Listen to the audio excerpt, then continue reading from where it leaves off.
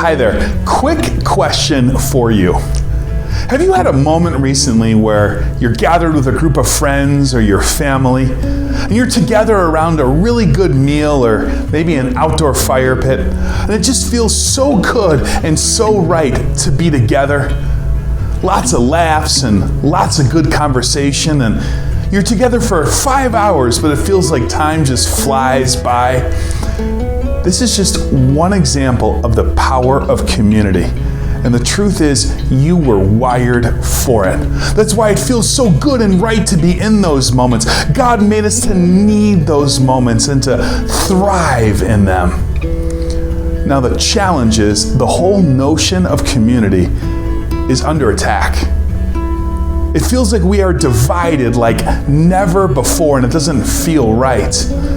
Recently, a major American newspaper ran a story about two next-door neighbors.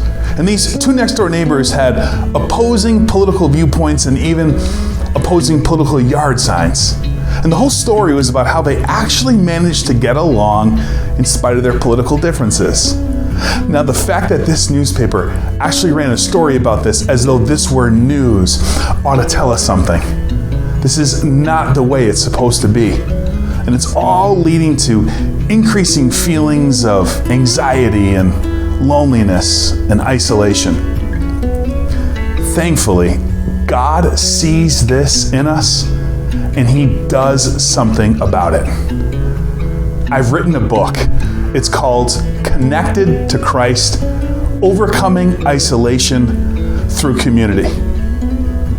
In the book, I lay out how in the midst of a culture of division and divisiveness, God makes a place and a space at the table for us, for you.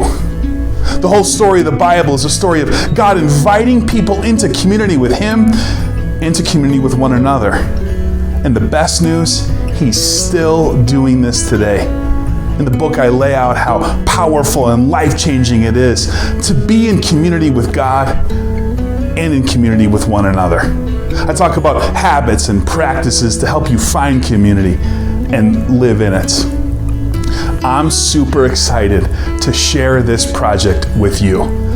Special thanks to the awesome folks at Concordia Publishing House for making this book a reality.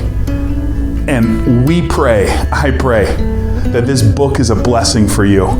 Have a great day.